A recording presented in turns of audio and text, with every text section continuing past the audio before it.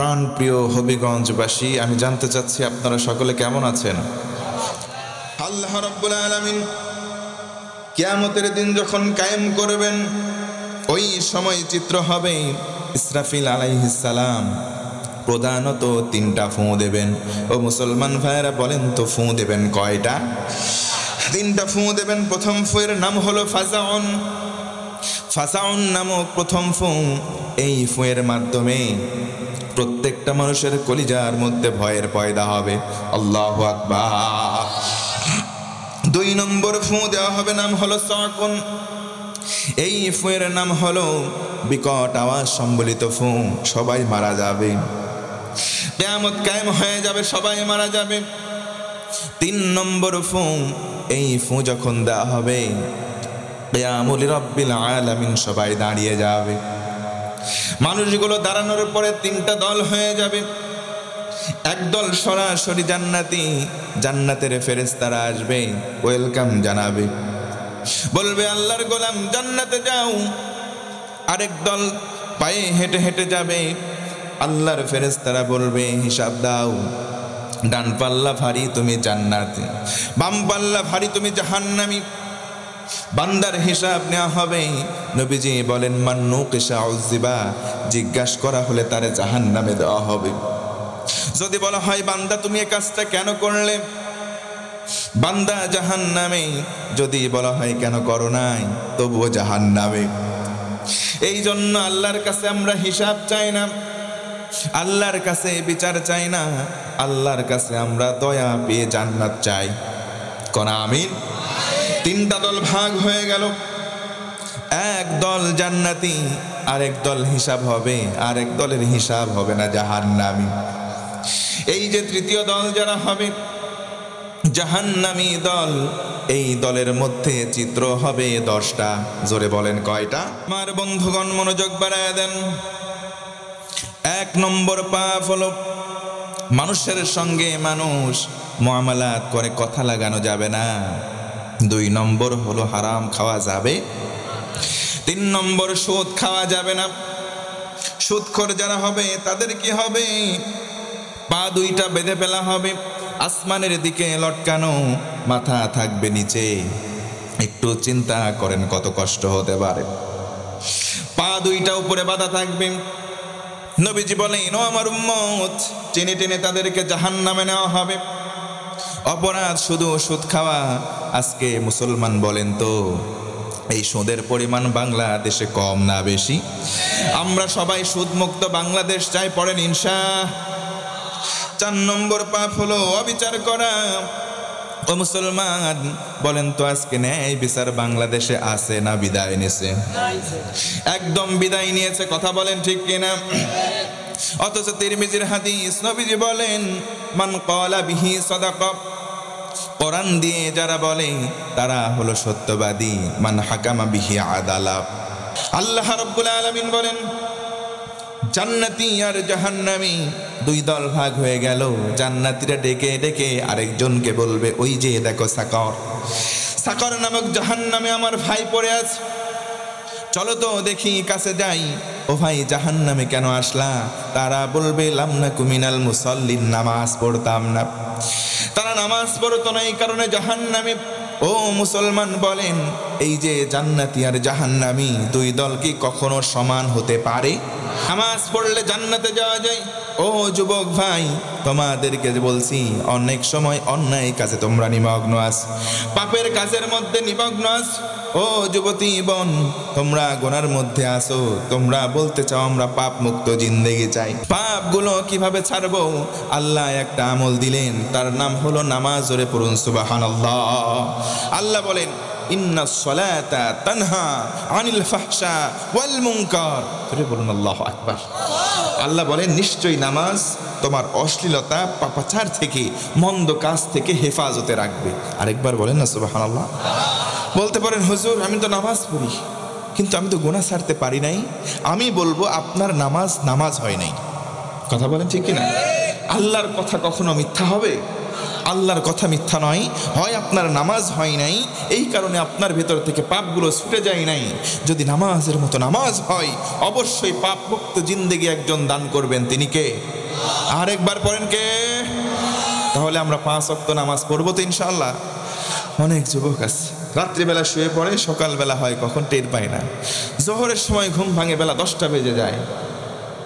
আমি বলবো যুবক, যদি তোমার ঘুম ভাঙে সকাল, ঘুম না ভাঙলে সেটা হবে পরকাল। এই জন্য 5 ওয়াক্ত নামাজ আমরা ছেড়ে দেব। 5 ওয়াক্ত নামাজই আমরা যেন হতে পারি, আল্লাহ যেন কবুল করে, পড়েন আমিন। 6 নম্বর পাপের কাজ হলো ওই সমস্ত বক্তা যারা নিজেরা ভালো ভালো কথা বলে, নিজেরা আমল করে না, তাদের জিভটা টেনে নাভি পর্যন্ত বের করা হবে, এখান থেকে তাদের পেরেক দিয়ে গেনে দেওয়া হবে, জবান দিয়ে মুখ দিয়ে, কাল কিয়ামতের দিন রক্ত পড়তে থাকবে। জোরে বলুন আল্লাহু আকবার। তাহলে শুধু শ্রোতাদের নয়, বক্তাদের জন্য আলটিমেটাম দিচ্ছেন কে? আমরা বলে গেলাম, নিজেরা মানলাম না, হবে। এই জন্য আল্লাহ বলেন, লিমা তাকুলুনা মা লা তাফআলুন, ওই কথা কেন বলো যেটা নিজে করো না। ও হে মুমিন, তোমরা নিজে আগে করো, তারপরে অন্যদেরকে বলো। সুবহানাল্লাহ বলবেন না?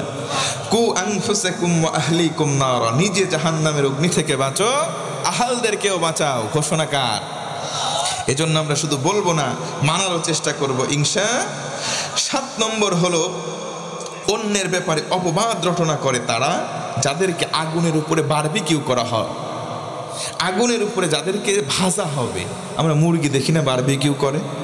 কিয়ামতের দিন মানুষদেরকে আগুনের উপরে ভাজি করা হবে। কাদের? যারা মানুষের ব্যাপারে অপবাদ রটনা করে। একটা ব্যক্তি ওই অপরাধ করেনি, তার ব্যাপারে উল্টাপাল্টা মানুষের কাছে বলে বেড়ানো, এমন লোক আছে না নাই? আল্লাহ রসুল বলেন তাদেরকে কিয়ামতের দিন ঝুলিয়ে আগুনের উপরে পোড়ানো হবে। নাউজুবিল্লাহ। আমার বন্ধুগণ মনোযোগ বাড়ায় দেন। 8 নম্বর, তারা যাদের হাত পা কাটা থাকবে, তারা হলো ওই সমস্ত বান্দা যারা প্রতিবেশীকে কষ্ট দিত। ও মুসলমান, জানতে চাই আমাদের চারিপাশে 2-1 জন প্রতিবেশী আছে না নাই? এই সমস্ত প্রতিবেশীকে যারা কষ্ট দেয়, নবীজি আমার বলেন কিয়ামতের দিন হাত কাটা পা কাটা অবস্থায় উঠবে। আল্লাহ রাব্বুল আলামিন এই জন্য নবীজিকে বললেন, গোটা আলমবাসীকে জানায় দেন মানুষের সঙ্গে যেন নম্র ভদ্র আচরণ করেন। ওয়া ইবাদুর রহমানিল্লাযীনা ইয়ামশুনা আলাল আরদি হাওনা ওয়া ইযা খাতাবাহুমুল জাহিলুনা ক্বালু সালামা। জোরে বলুন আল্লাহু আকবার।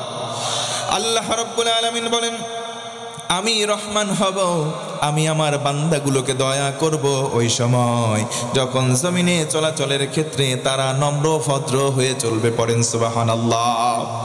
মূর্খ মানুষ যখন তাদের কাছে এসে গালিগালাজ করবে, পাল্টা গালি দেবে না, তারা তাদেরকে সালাম বিনিময়ের মাধ্যমে ফিরিয়ে দেবে। আমি আল্লাহ দয়া করব। কোন সুবহানাল্লাহ। এই জন্য আমরা প্রতিবেশীর সঙ্গে খারাপ আচরণ করব না। 9 নম্বর হলো জেনাকারীর গা দিয়ে দুর্গন্ধ বের হবে। জোরে বলুন নাউজুবিল্লাহ। আজকের সমাজে জেনাকারী পুরুষ এবং নারী, কম না বেশি? একটু জোর গলায় বলেন, কম না বেশি? এই জেনাকারী কারা হবে? এই যে 14ই ফেব্রুয়ারি একটা বেহায়া দিবস আসছে, আমার ভাষায় আমি বললাম বিশ্ব বেহায়া দিবস। এই দিনের সঙ্গে মুসলমানদের, বিশেষ করে যুবক এবং আমাদের যুবতী, এদের কোনো সম্পর্ক রাখা যাবে? বয়ফ্রেন্ড গার্লফ্রেন্ডের সঙ্গে সম্পর্ক হলো হারাম। এই হারাম যিনি ঘোষণা করেছেন, মুসলমান বলেন তো তিনি কে?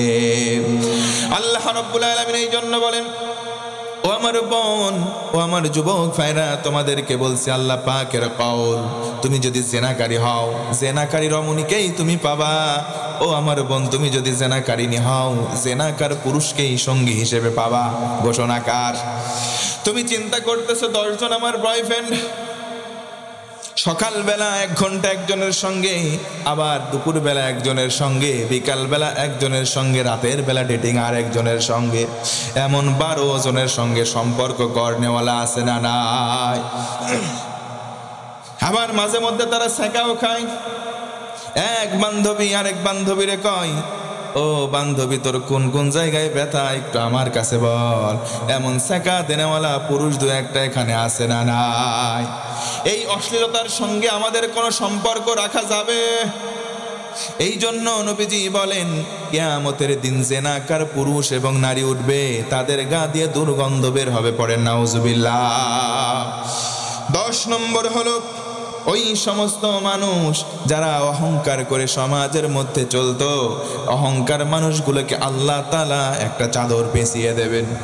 এই চাদরের গায়ের মধ্যে থাকবে বড় বড় কাঁটা, কাঁটাগুলো বিঁধবে আর শরীর থেকে ক্ষত বিক্ষত হয়ে রক্ত বের হবে। মানুষগুলো রক্তপাত হতে হতে জাহান্নামের দিকে যাবে, পড়েন নাউজুবিল্লাহ। 10 নম্বর শ্রেণী হচ্ছে অহংকার যারা করত। আজকে বলেন তো ভাইরা, অহংকার করার মানুষ আমাদের সমাজে আছে না নাই?